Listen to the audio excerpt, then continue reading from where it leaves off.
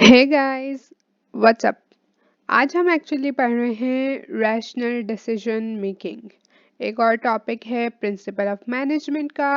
अच्छा, अब मैं यूजुअली ये मेरी टिप आप प्लीज़ याद रखिए, ये मैं बहुत सारी वीडियो में रिपीट करती हूँ कि जब भी हम एक टॉपिक पढ़ते हैं तो आप उसके नाम पे ज़्यादा ध्यान दें। ठीक है, जब आप नाम पे ध्यान देंगे और आपको उसके नाम की एक वेग मीनिंग पता चल कि आगे भी आपको वो हेल्प करेगी डिफाइन करने में। रैशनल मतलब होता है समझदारी से काम लेना, लॉजिकल होना और वो चीज़ करना। अब हम बात कर रहे हैं रैशनल डिसीजन मेकिंग की, तो वो लॉजिकल हो और वो डिसीजन हो जिससे हमें सबसे ज़्यादा फायदा हो। ठीक है, तो let's see rational decision making. It is assumed that managers will use rational decision making, that is, they will make logical and consistent choices for maximizing value. क्या है कि ये अज्यूम किया जाता है कि जो मैनेजर्स हैं वो रैशनल डिसीजन मेकिंग करेंगे, उनके डिसीजंस लॉजिकल होंगे और कंसिस्टेंट होंगे फॉर मैक्सिमाइजिंग वैल्यू। क्या कहा, सबसे ज़्यादा जिस चीज़ से हमें फ़ायदा हो, कोई भी डिसीजन हो उसमें हमारा मैनेजर जो होगा वो रैशनल होगा। वो कहेगा कि सबसे ज़्यादा हमें फ़ायदा किससे हो रहा है, ठीक है, वैल्यू किससे मिल रही है, बेनिफिट एंड लॉजिकल होगा।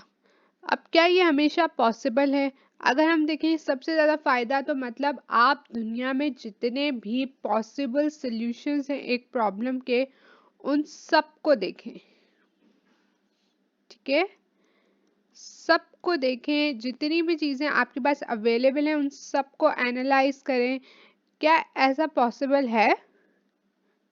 मैं आपसे पूछती हूँ, ऐसा हो सकता है अगर मैं कहूँ कि आप अपना कॉलेज का डिसीजन रैशनल लें? ठीक है, अब रैशनल में आपने दुनिया में कितने सारे कॉलेजेस और यूनिवर्सिटीज़ हैं, सबको तो नहीं देखा ना, आपके पास कॉन्स्टेंट्स हैं। पर जो ये रैशनल डिसीजन मेकिंग है, ये उन कॉन्स्टेंट्स को नहीं लेता, उन लिमिटेशंस को दिमाग में नहीं रखता। ये कहता है कि जो मैनेजर्स है वो सबसे अच्छा डिसीजन लेगा और सबसे लॉजिकल ही लेगा, फिर चाहे उसको कितना भी कुछ काम ना करना पड़े। ठीक है, अब मैं आपको कुछ इसके अजम्पशंस बताती हूँ। अब रैशनल डिसीजन मेकिंग असल में है तो यही। ठीक है, अब हम आगे कुछ और डिसीजन मेकिंग्स पढ़ेंगे जिसमें एक आती है बाउंडेड रैशनैलिटी की बात होती है। अब ये अजम्पशंस हैं रैशनल डिसीजन मेकिंग के, वैसे तो मैंने आप लोगों को सारी बता दी हैं।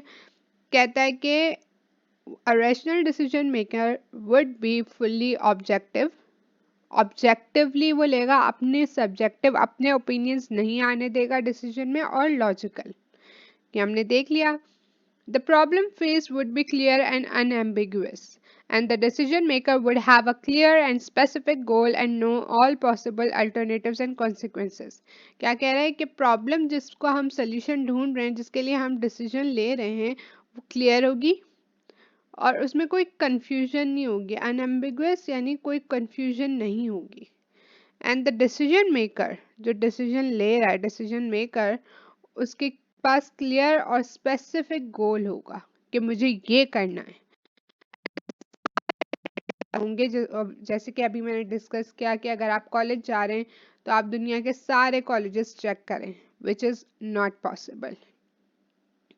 Finally, making decisions rationally would consistently lead to selecting the alternative that maximizes the likelihood of achieving the goal. Maximise करेगा आपकी अपॉर्चुनिटी, आपके लिए आपकी लाइक्लीहुड कि आप वो गोल अचीव करोगे ही करोगे। ठीक है, तो ये तीन अजम्पशंस हैं रैशनल डिसीजन मेकिंग की। अब ये कितनी सेंसिबल हैं, कितनी रियलिटी के साथ हैं, ये हम अभी डिस्कस नहीं कर रहे, हम बस बता रहे हैं कि रैशनल डिसीजन मेकिंग क्या है।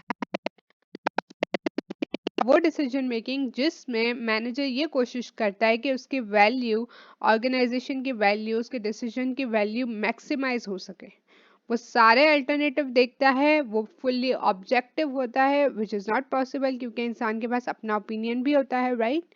लेकिन ये उस चीज़ को नहीं ले रहा, ठीक है, कंसिडरेशन में। ऑब्जेक्टिव होता है, उसको पता होता है क्या करना है क्या नहीं, प्रॉब्लम बिल्कुल क्लियर है, उसने सारे अल्टरनेटिव्स देखे और उसके बाद best decision, best choice choose कर ली। ऑलराइट, एंड दैट्स इट, ठीक है।